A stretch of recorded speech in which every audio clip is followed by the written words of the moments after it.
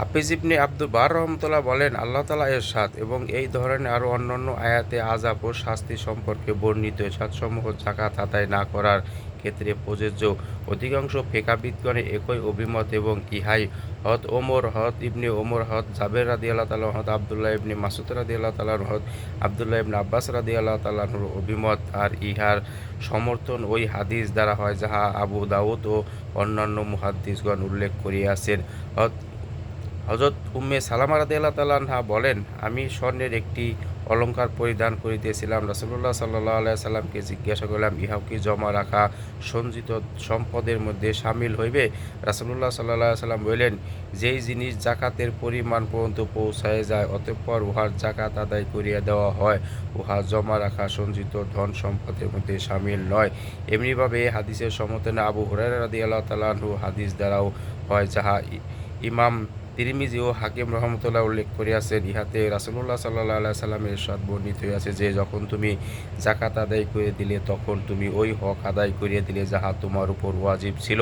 অনুরূপভাবে হযরত জাবের রাদিয়াল্লাহু তাআলা আনহুর হাদিসে রাসূলুল্লাহ সাল্লাল্লাহু আলাইহি সাল্লামের ইরশাদ বর্ণনা করা হইয়াছে যে, যখন তুমি তোমার সম্পদের যাকাত আদায় করিয়া দিলে তখন তুমি উহার ক্ষতি ও অনিষ্টতাকে দূর করিয়া দিলে। আবু যুররা রহমতুল্লাহ এই হাদিসকে জাবের রাদিয়াল্লাহু তাআলা আনহু হইতে মওকুফ সনদ সহকারে এই শব্দ সহি বলিয়া বর্ণনা করিয়াছেন যে, যে সম্পদে যাকাত আদায় করিয়া দেওয়া হয় উহা জমা করিয়া রাখা সঞ্চিত ধন নয়। হযরত ইবনে ওমর ও হযরত ইবনে আব্বাস রাদিয়াল্লাহু তাআলা আনহু হইতে এইরূপ বর্ণিত হইয়াছে। আতা ও মুজাহিদ রহমতুল্লাহ হইতে বর্ণনা করা হয়েছে যে সম্পদে যাকাত আদায় করিয়া দেওয়া হয় উহা জমা করিয়া রাখা সঞ্চিত সম্পদের মধ্যে শামিল নয়, যদিও উহা মাটির নিচে গাড়িয়া রাখা হয়। আর যে সম্পদে যাকাত আদায় করা হয় না উহা জমা করিয়া রাখা সম্পদের মধ্যে শামিল হইবে, যদিও জমিনের উপর রাখা হয়। ইহা স্পষ্ট যে শরীয়তের পরিভাষা অবিধারিত ভাষার উপর অগ্রাধিকার রাখে, অর্থাৎ অভিধানে যদিও কাঞ্চন ও সম্পদকে বলে যাহা মাটির নিচে গাড়িয়া রাখা হয়, কিন্তু শরীয়তে কাঞ্চন ওই সম্পদকে বলা হয় যাহাতে যাকাত আদায় করা হয় নাই। আর আমি কয়েকজন ব্যক্তি ছাড়া কাহাকেও ইহার বিপরীত মত পোষণ করিতে পাই নাই যে, জমা করিয়া রাখা সম্পদ বলিতে শুধু উহাকেই বুঝায় যাহার যাকাত আদায় করা হয় নাই।